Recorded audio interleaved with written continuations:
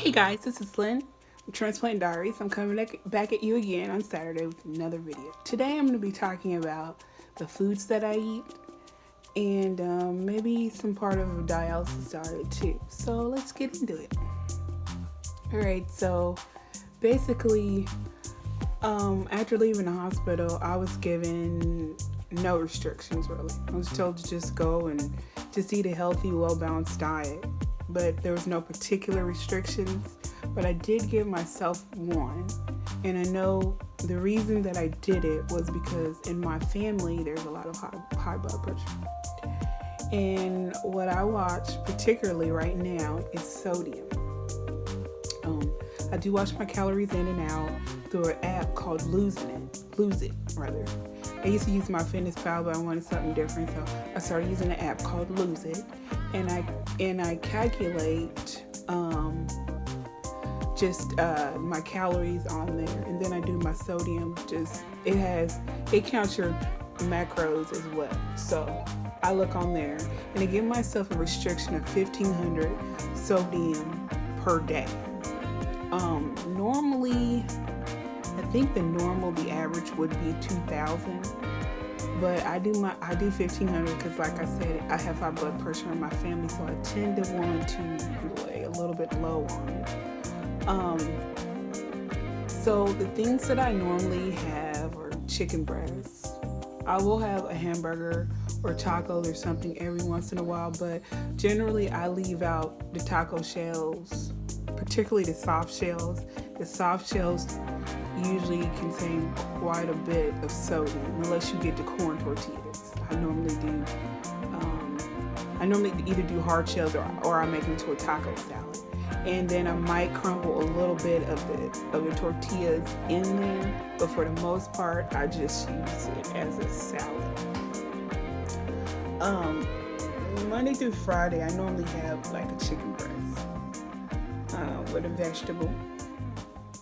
A green vegetable, broccoli, Brussels sprouts, spinach. I do also have potatoes. I normally bake them.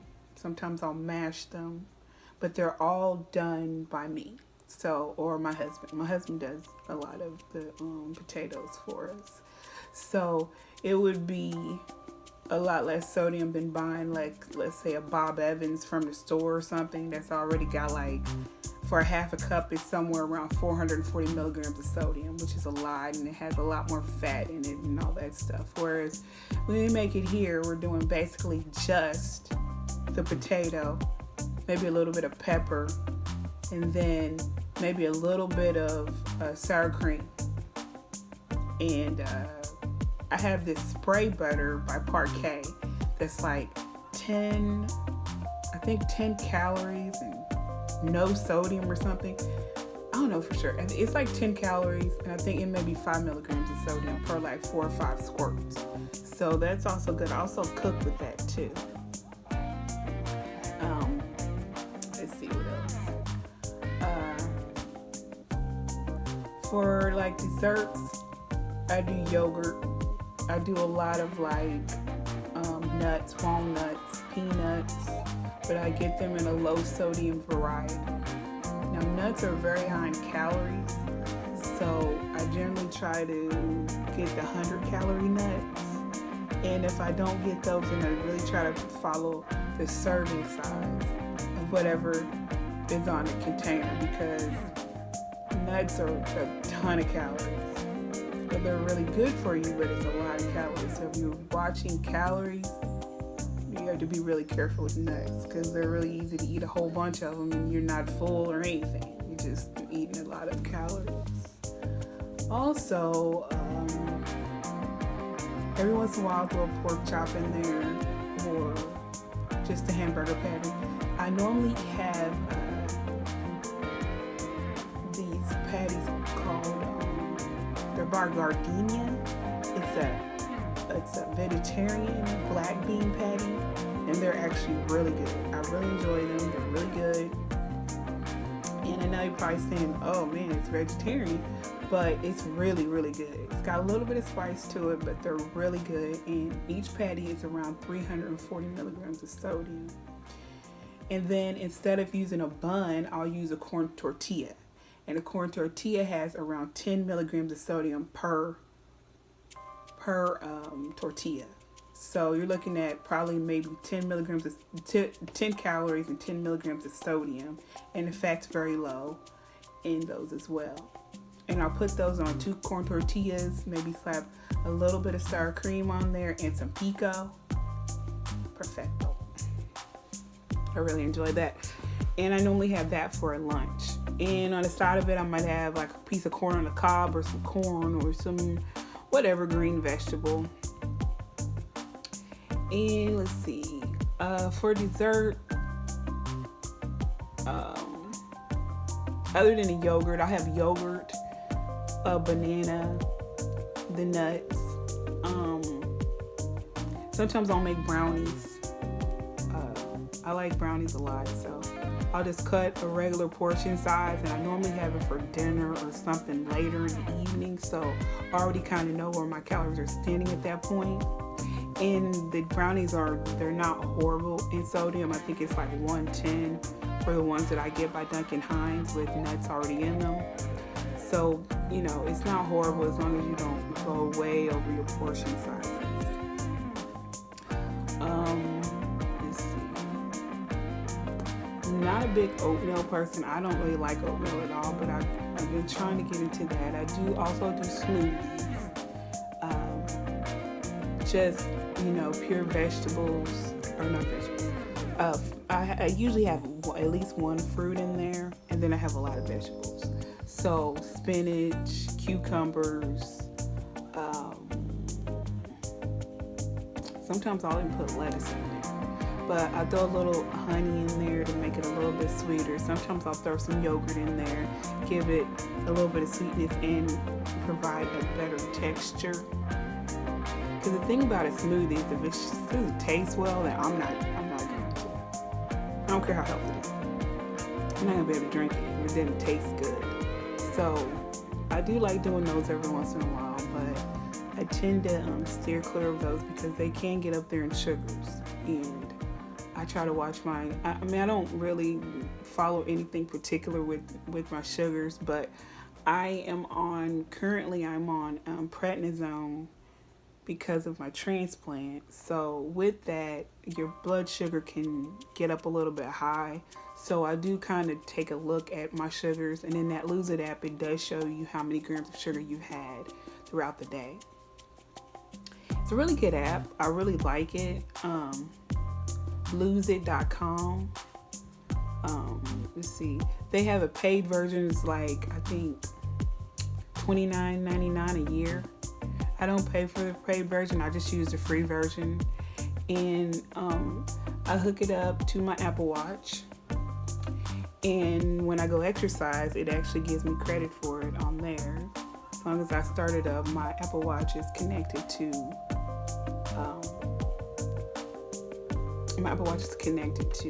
the app. So I go to work out, and it shows up there that I worked out for whatever I did, whatever I picked up on my watch. I've also incorporated exercise as I'm getting further and further away from transplant. I have a tendency to want to overdo it, and so I'll cause myself a little bit of pain, but I've been trying to back off of it so that I'm not in so much pain. And I definitely don't want to cause any setbacks with my incision or anything. My incision is pretty healed up at this point. There's no open spots in it at all. It's pretty closed right now, so it's really good. Friday, actually, I get to have my stent taken out, so I'm excited about that. Well, I'm excited about it coming out. I'm not excited about having the procedure to have it taken out. So that's something. But as far as the foods, let's see. I drink Crystal Light. I really don't drink very much pop, and if I do drink a pop, it's going to be a diet something or another. Diet Coke, diet whatever. Just watching the sugar and the calories on that as well. I feel like pop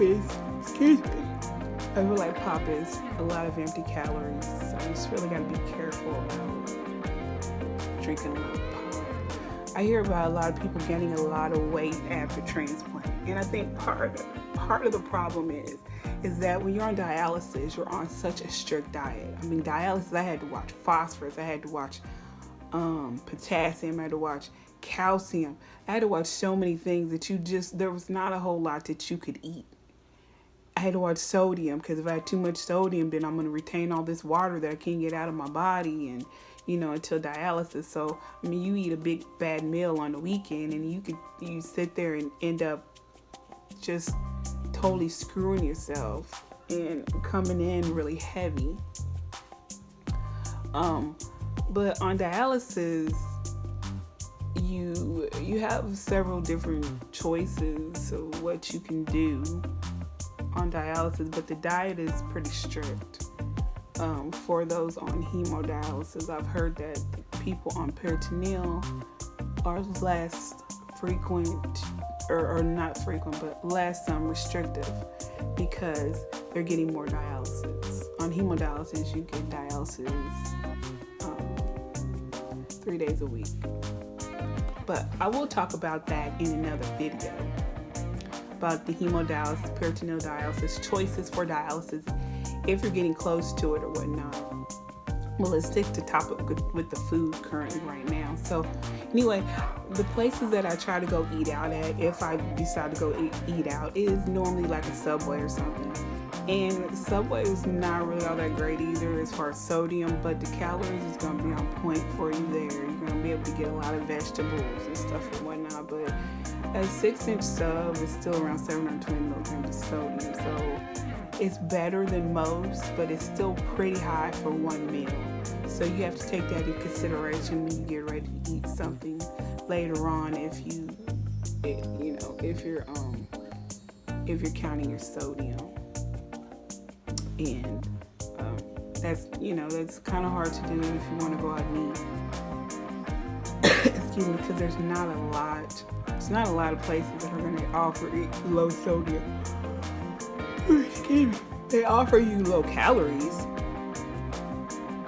and some places do have low sodium stuff, but for the most part, sodium is not a big thing on most people's menu.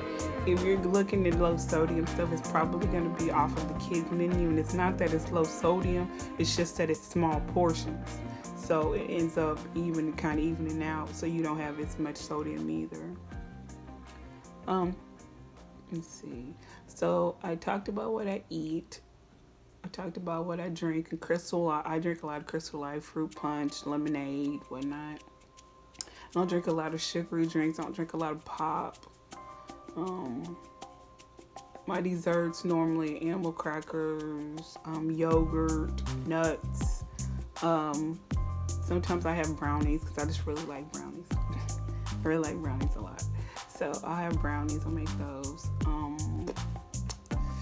I think that's really about it, guys. It's just about, it's kind of going to be personalized to whatever is good for you. So if you've been released from the hospital with transplant and they've told you to restrict whatever, then absolutely do whatever they say. But I wasn't personally given any restriction. I just gave myself restrictions because I wanted to make sure that I wasn't gaining a lot of weight, and I wanted to make sure that I was doing the absolute best that I can for the kidney. So, and I think I'm doing a pretty good job. So let's talk about my numbers a little bit. So I just had my numbers checked on Tuesday. So my creatinine is down to 1.1. It kind of jumps around a little bit because one week it was like 1.3, 1.4, but this week is like 1.1. So almost normal. And I'm excited about that. That's really awesome.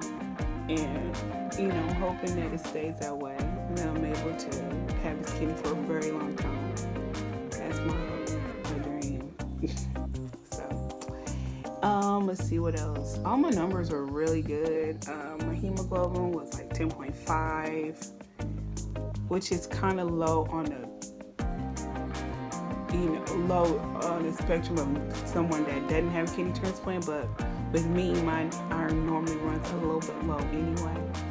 I feel like it's probably getting higher though because I feel warmer than I've ever felt. And it's cold here right now. So Anyway, all right, guys, it's gonna be the end of the video. If you have any questions, comments, anything you want me to discuss in the future, if you see this video and it's helpful to you, you can give it a thumbs up.